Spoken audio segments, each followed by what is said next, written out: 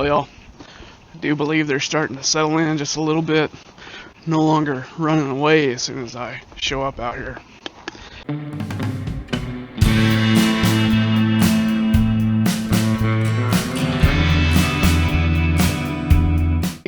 Welcome back to the ranch.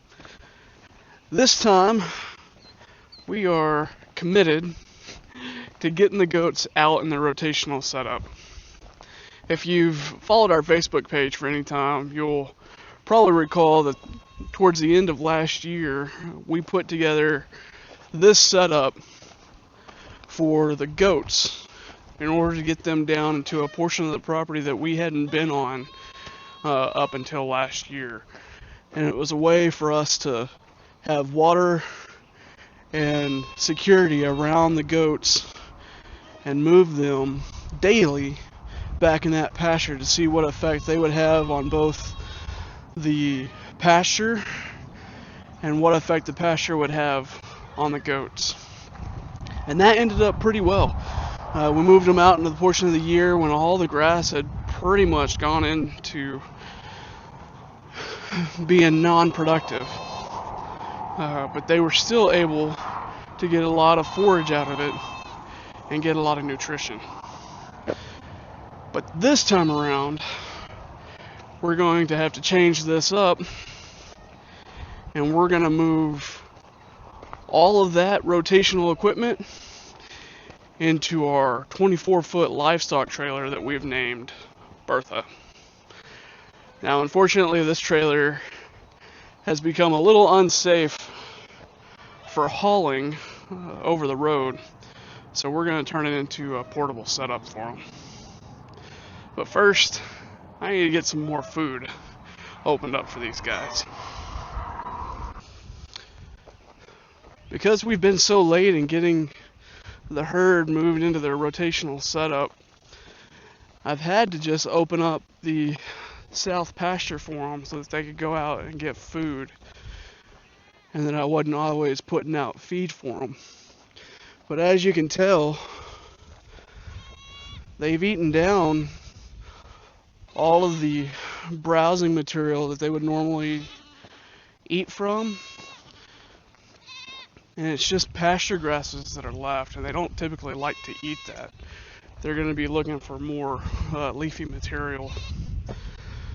And you can tell over here on the south side of the house, they've even eaten the good pasture grasses down to the dirt. And that's really not good for them.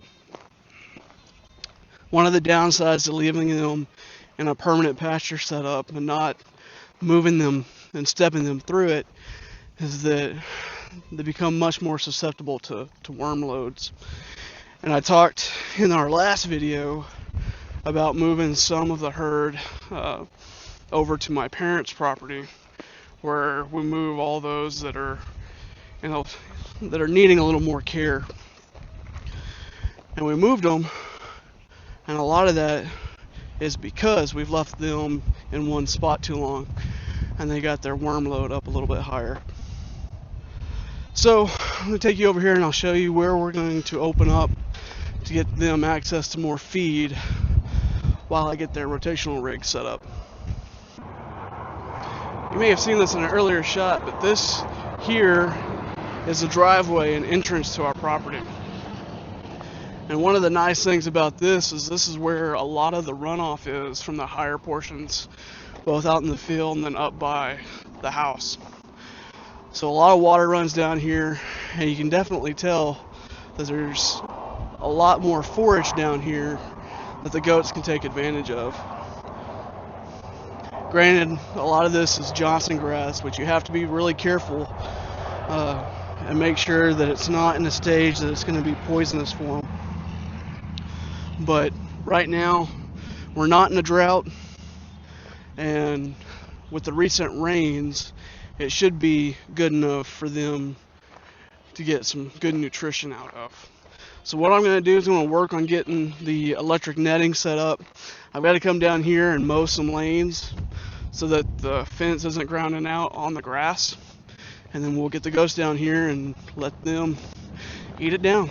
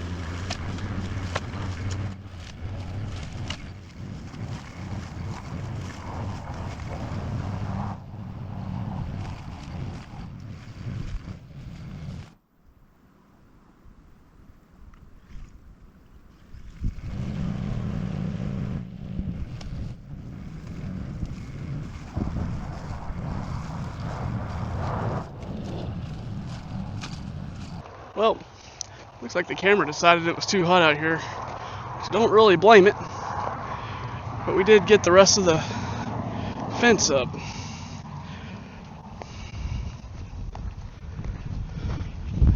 I think next time I'm just going to use a brush hog. Poor little push mower's, I think, on its last legs.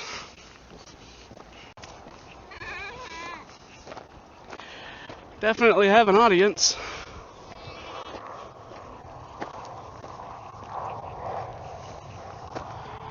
Got just a little more of this fence to put up, and then should be able to let them out onto this new area. I think they're a little excited for it.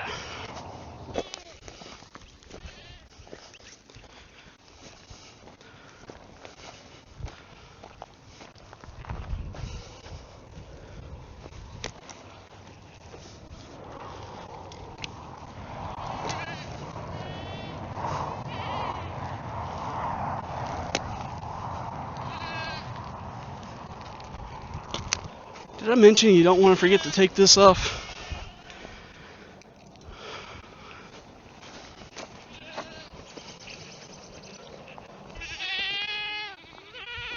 Starting to get to that time of year where driving these in is getting a little difficult.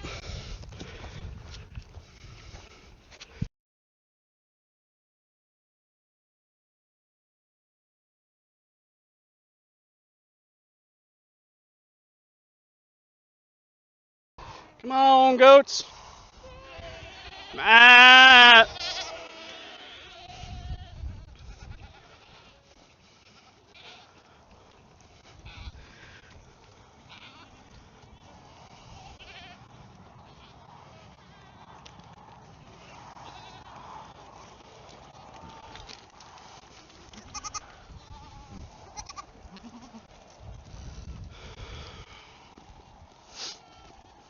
Ah!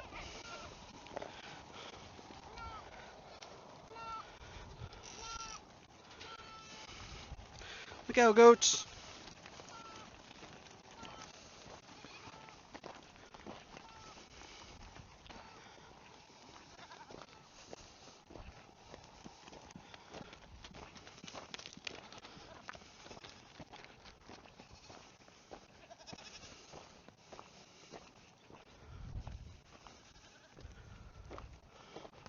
I didn't go real far.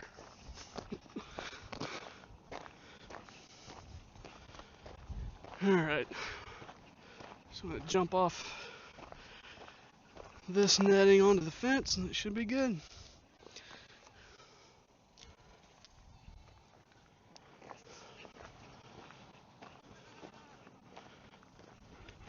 Hey, pupper. Hey, pup.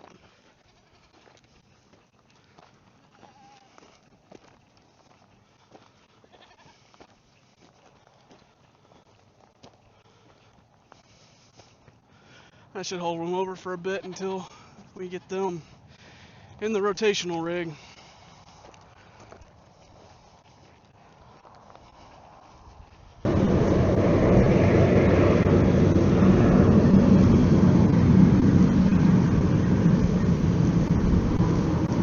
It always amazes me just how quickly they're able to strip forage out.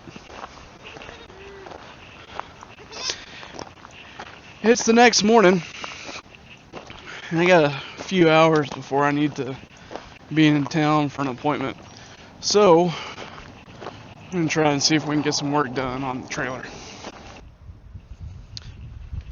So for their mobile setup, there's a few things I need to do to get the trailer ready.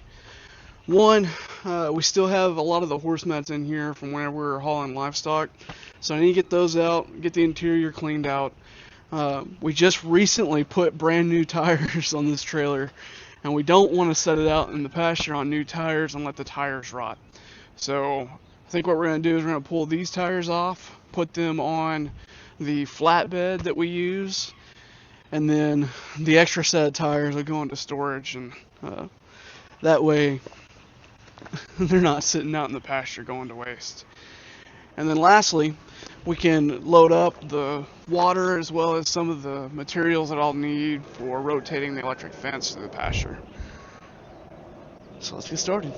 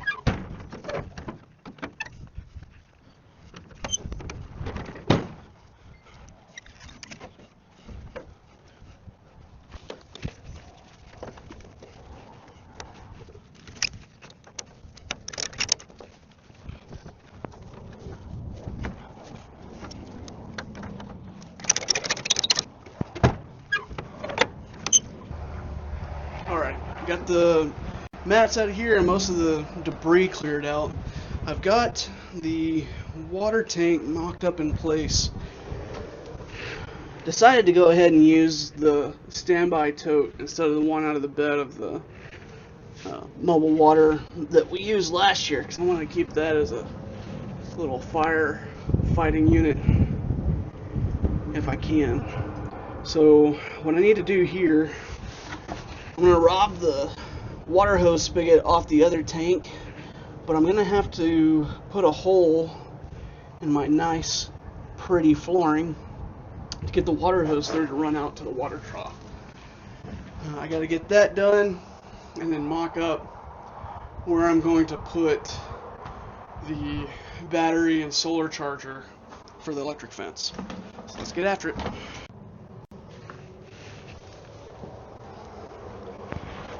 Alright, look and see. So this is the coupler I used on the other water tank. It's a little overkill, but it was just using spare parts I had when we had that set up in a dual tank for hauling water. So this part spins on here.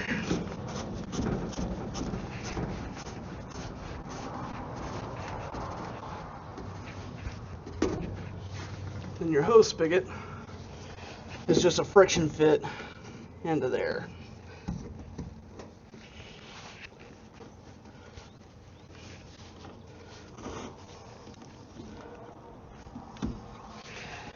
Alright, and that should give me an idea of where I need to put the hose.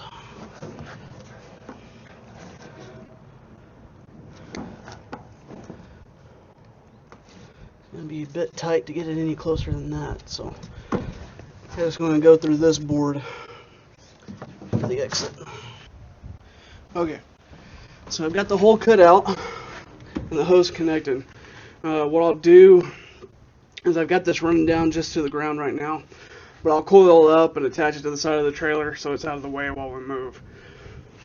The next thing I need to look at is going to be the charge controller, battery, and solar for the electric fence.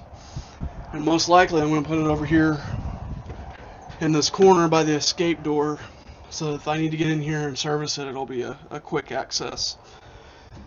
So put it up here and then run the power lines probably through a hole up here on the side and mount the solar panel up on the top so that it's got clear access and nothing is blocking it. What I'm going to do in the future is come back with some type of frame off the side that I can put shade cloth on to give the goats extra shade. They will get up under the trailer and around it during the heat of the day to get away from the sun, but I want to have shade structure on the side. I'm just probably not going to have time to do it right now, and I really want to get these guys out in their rotation, so I'll probably come back later to put the shade structure on. But I gotta go get cleaned up for my appointment in town, make a couple stops, see if I can get more supplies for the solar setup, and then we'll be back here in a bit. Well, y'all, this makes day 3 of this video, and as you can tell, we're not currently working on the trailer. After the appointment I had yesterday, I was able to pick up the supplies we needed to get more progress done on the trailer, specifically getting the fence energizer and some of the wiring and the battery and other components that we need for it. But I had more pressing matters to attend to when I got home last night. So we've got the trailer hooked up and we're heading out to pick up some more hay, and then we'll get back to working on it.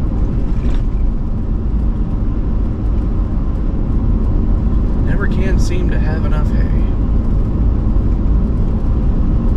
This is a good morning for a drive.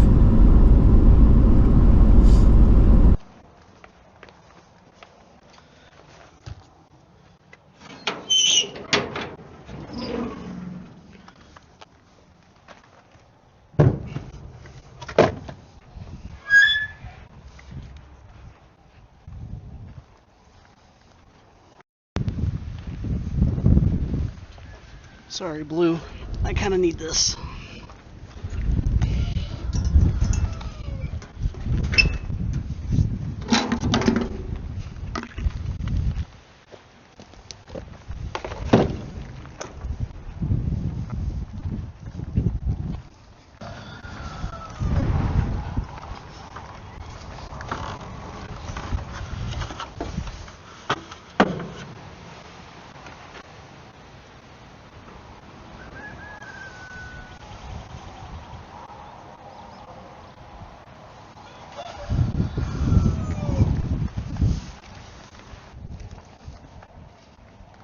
Maybe that's enough.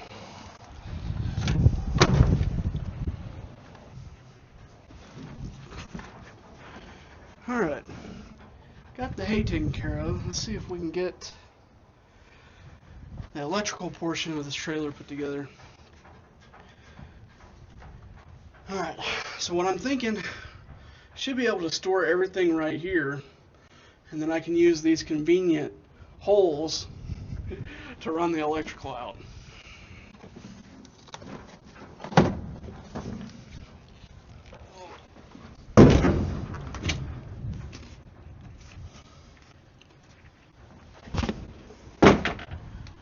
Alright, if you've ever seen how these chargers work, of course you got the battery to power it, and then this one is meant specifically for running off 12-volt batteries.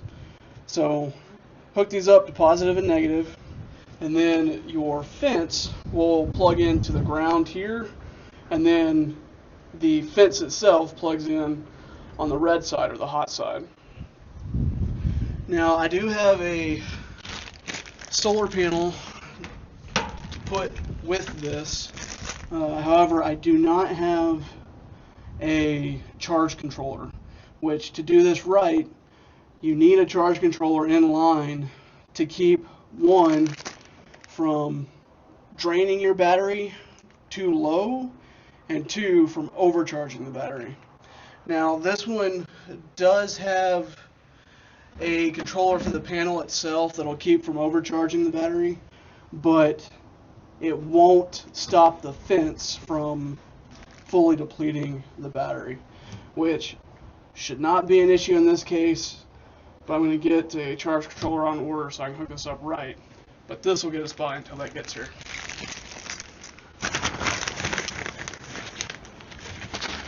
Alright, since I don't want to put any more holes in this pristine trailer, I'm going to use some high quality zip ties to hold this in place.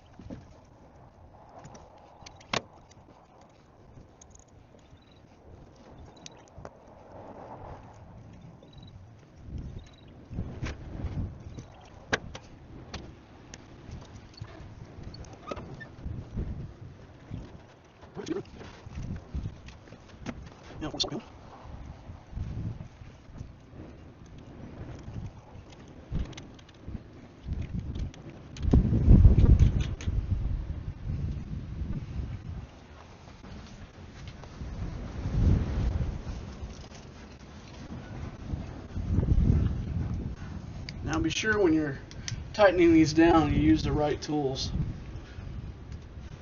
I'd hate to strip a nut or something.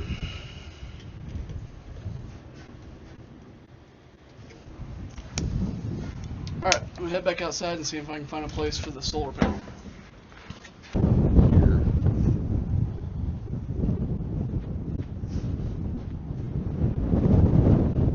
So this is right above one of the ribs in the trailer. So I should be able to go through the sheet metal right here and into that rib for a solid mounting point. Only concern is going to be whether or not one screw is going to hold this. On a day like today, maybe not, but maybe it will.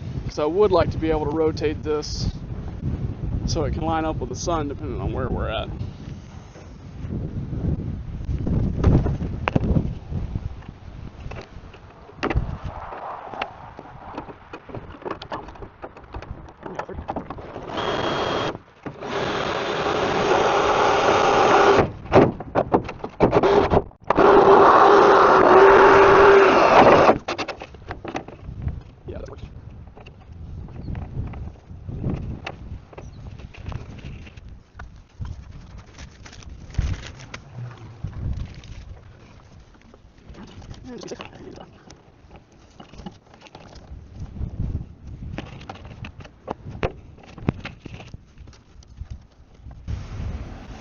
Now, if I were smart, I'd probably run this wire through some wire loom, keep the sun off of it. But I ain't that smart.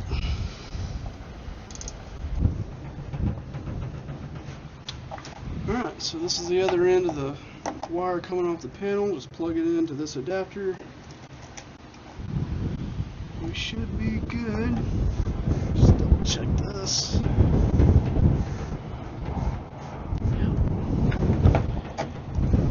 Alright, that should keep the battery charged because I don't think that fence is going to pull enough on it, at least in the short term,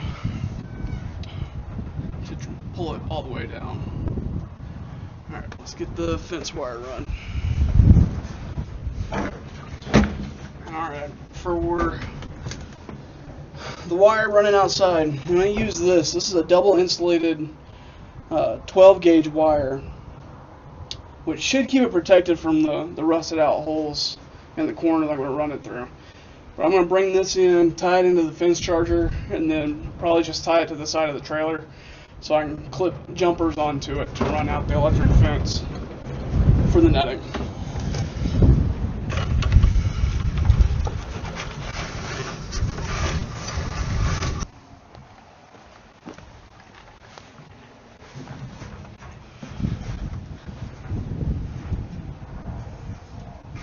That ain't the right place.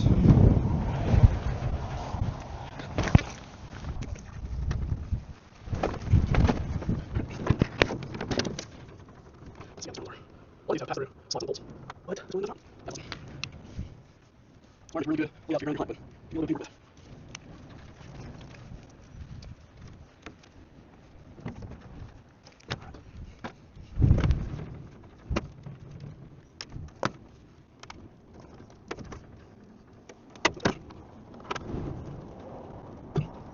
Good.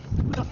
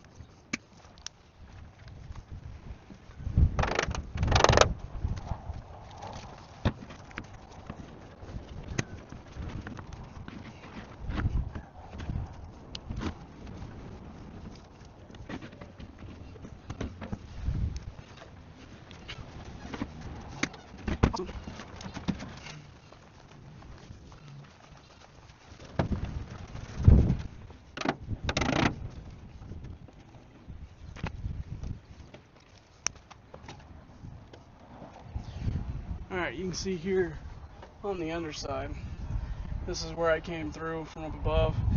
Ground wires wrapped over here on the left, hot wire here on the right. And I'm not going to label them because, you know, I'll never forget. That's going to do it for part 1 of getting the herd out to pasture. As always, thank y'all for joining us and coming along, and we hope to see you next time on Wag Ranch.